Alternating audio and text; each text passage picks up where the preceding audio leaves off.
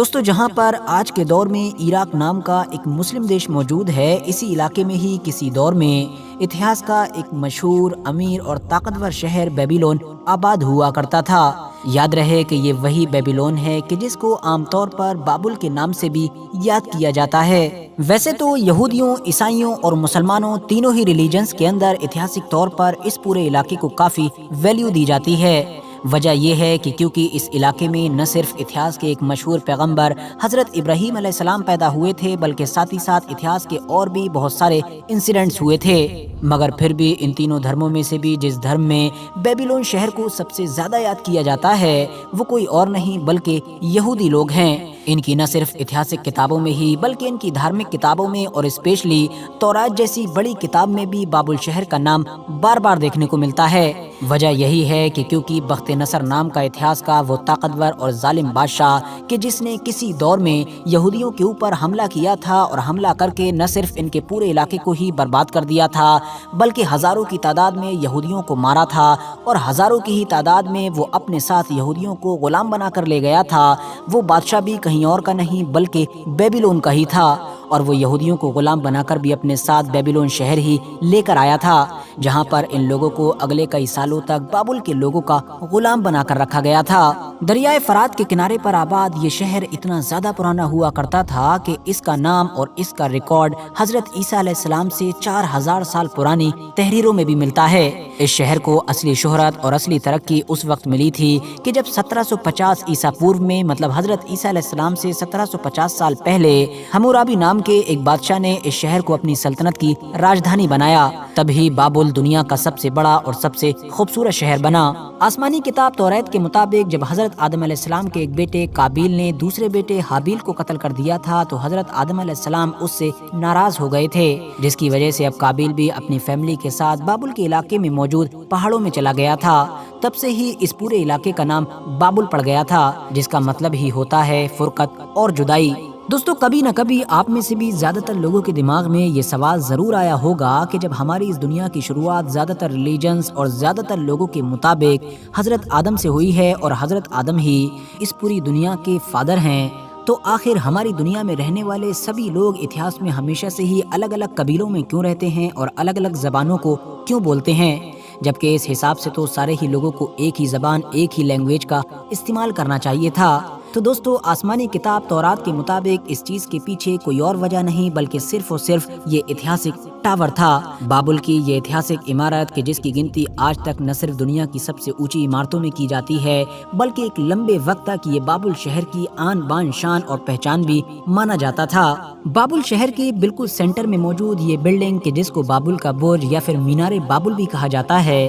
یہ اس دور میں بابل کی سب سے اونچی اور سب سے عجیب و غریب عمارت ہوا کرتی تھی۔ اس کو اتہاس کے کس بادشاہ نے تیار کروایا تھا اور ایگزیکٹلی کس سن میں تیار کروایا تھا، اس چیز کو لے کر آج تک اتہاسک کتابیں پوری طریقے سے خاموش نظر آتی ہیں، مگر ہاں دنیا کے الگ الگ مذہبوں کی کتابوں میں اور الگ الگ دھرموں کی کتابوں میں اس مینار سے ریلیٹڈ کافی کچھ انفارمیشن پائی جاتی ہے، اور یہ ساری انفارمیشن ہی اس بات کی طرف اشارہ کرتی ہے کہ یہ مینار انسان کے غرور و گھمنڈ کی علامت ہوا کرتا تھا اور خدائی کا دعویٰ کرنے کے لیے بنایا گیا تھا۔ دوستو قدیم الہامی کتاب توریت طوفان نوح کی بربادی کے بعد بابل شہر کو نئے سرے سے بسائے جانے کی کہانی کچھ یوں بیان کرتی ہے۔ طوفان نوح کے بعد جب دنیا برباد ہو گئی تھی تو تمام انسان ایک ہی قوم سے تعلق رکھا کرتے تھے، وہ سارے لوگ ایک ہی زبان بولا کرتے تھے اور ان سب کو یہ حکم دیا گیا کہ وہ مشرق مطلب ایسٹ کی طرف ہجرت کر جائیں اور ایسٹ میں جا کر شہنار نام کے علاقے میں آباد ہو جائیں۔ دراصل دوستو شہنار اس علاقے کو اور اس وادی کو کہا جاتا ہے جو دو نہروں کے بیچ میں موجود ہو۔ ایکسپرٹس مانتے ہیں کہ ان دو دریاؤں سے مراد عراق کے وہ دونوں دریا تھے کہ جن کو آج کے دور میں دریائے دجلہ اور دریائے فرات کے نام سے جانا جاتا ہے۔ ان دونوں کے بیچ میں ہی انسانوں نے رہنا شروع کیا اور یہاں پر خوب ترقی کی۔ ایک عالیشان شہر بھی آباد کیا گیا تاکہ اپنی زندگیوں کو آسان بنایا جا سکے، اور پھر آگے جا کر انہی لوگوں کی نسل میں ایک ایسا انسان اور ایک ایسا بادشاہ پیدا ہوا کہ جس کے دل میں یہ خیال آیا کہ کیوں نہ وہ اینٹوں اور مٹی کے ذریعے سے ایک ایسی عالیشان اور اونچی عمارت بنائے کہ جس کی مدد سے وہ جنت اور آسمان تک پہنچ سکے۔ فائنلی اس بادشاہ نے خوب مال و دولت اور وقت خرچ کرنے کے بعد یہ عالیشان مینار تیار بھی کروایا، مگر ظاہر ہے मीनार और ये बिल्डिंग कितनी भी ऊंची हो आसमान तक तो नहीं पहुंच सकती है। इसीलिए ये बादशाह तो अपने इस मकसद में नाकामयाब रहा, मगर इस हरकत की वजह से खुदा की तरफ से इन लोगों के ऊपर अजाब ये आया कि इनको अलग अलग कबीलों में बांट दिया गया और ये लोग अब अलग अलग जबान भी बोलने लगे। तौरात के जिसको आज के दौर में यहूदी लोग अपनी सबसे पवित्र और मुकद्दस किताब मानते हैं, उसमें इस बादशाह का नाम तो मौजूद नहीं है, मगर हाँ बाकी कुछ अलग अलग किताबों में इस बादशाह को अलग अलग नाम से पुकारा गया है।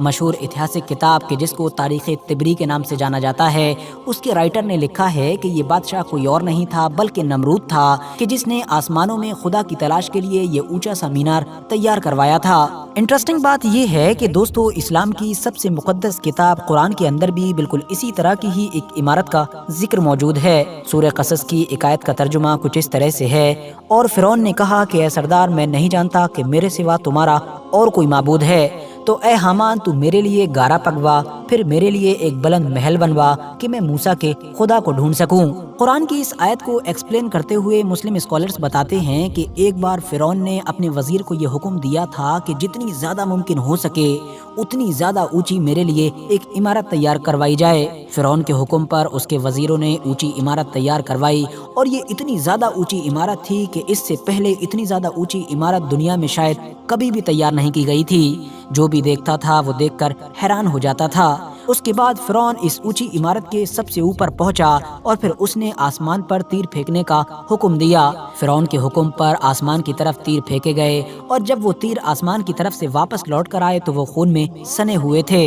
इस पर फिरौन बहुत खुश हुआ और उसने कहा कि लो मैंने मूसा के खुदा को ही कत्ल कर डाला। दोस्तों कुरान में जिक्र होने वाली इमारत और बाबुल के इस मीनार की लोकेशन भले ही अलग अलग हो, मगर इन दोनों ही इमारतों के पीछे कहानी लगभग एक सी ही है। दोनों ही इमारतें इंसान के गुरूर और तकब्बुर और खुदाई के दावा करने की अलामत थीं। अलग अलग ऐतिहासिक किताबों से पता चलता है कि बाबुल का ये अजीम शान मीनार बादशाह बख्त नसर के दौर में भी हुआ करता था। याद रहे कि ये वही बादशाह है कि जिसका जिक्र मैंने शुरू में ही किया था कि जिसने न सिर्फ यहूदियों को बुरी तरह से बर्बाद किया था, बल्कि पहली बार उनके फर्स्ट टेम्पल यानी कि हैकल सुलेमानी को भी तबाह कर दिया था। बात करें अगर मॉडर्न दौर की, तो सबसे पहले एक यूरोपियन एक्सपर्ट ने सन 1914 में इस आलीशान और ऐतिहासिक मीनार की बुनियादों को खोजा था, और तब से ही लगातार इस मीनार से रिलेटेड एक से बढ़कर एक राज खुलते आ रहे हैं। फिलहाल दोस्तों आज की अपनी वीडियो को हम यहीं पर ख़त्म करते हैं। वीडियो पसंद आने पर न सिर्फ वीडियो को लाइक करें बल्कि अपने फ्रेंड्स के साथ भी